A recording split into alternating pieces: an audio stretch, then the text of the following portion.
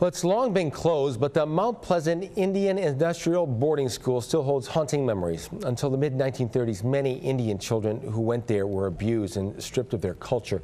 And it was worse for some. At least 174 undocumented deaths took place at the school.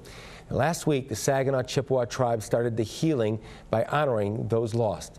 ABC 12 photojournalist Norm Fairhurst takes us there.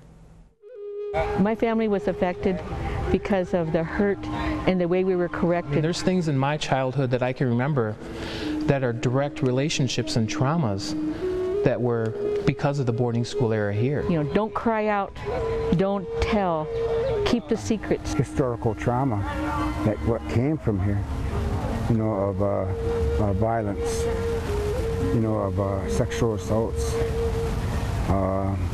It all started here. It began with what was called the Indian problem.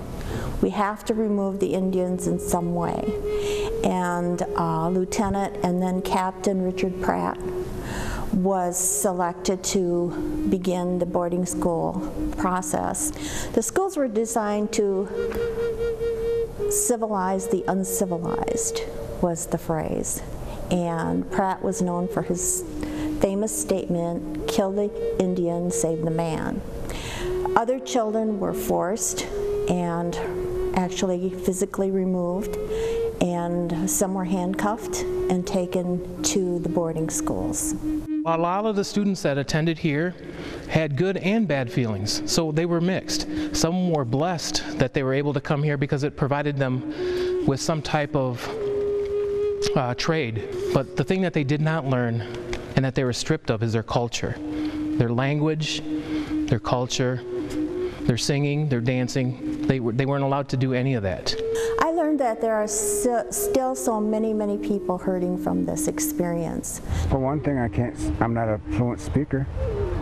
I can't speak my language. And I set myself, I had a bout with alcohol. That was our tragedy, that they sacrificed our children to harm us in the worst way possible. If that didn't happen, we wouldn't have to crawl around and beg to find our language. You know, when I was growing up, I lived with my grandparents, and I never knew why at 4 o'clock every day that I was hit with a broomstick. But once I started learning about the boarding school era and the trauma that went on, it didn't just stop when the last student left here in 1934. It continued on because that was their way of living. I think that it's part of our history.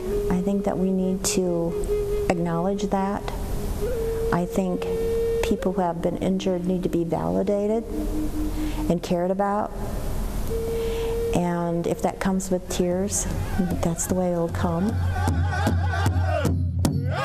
Remembrance Day, I think it provides more awareness of what the history was for the population, and that the school is in the area. Some people didn't even know that the school existed, or if they knew it existed, they didn't know why.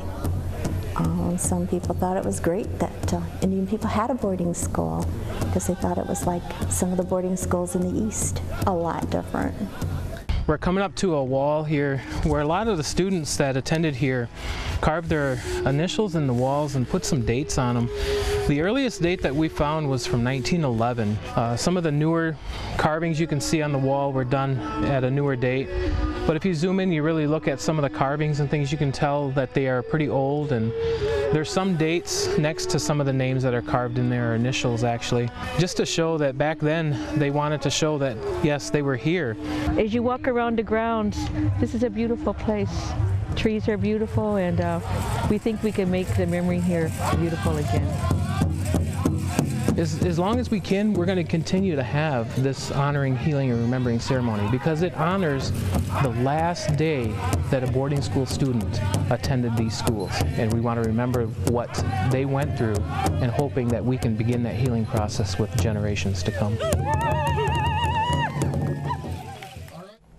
The Saginaw Chippewa Indian Tribe is trying to get the school listed on the National Register of Historic Places. That would help ongoing efforts to save the building and preserve the memory of the students who went there.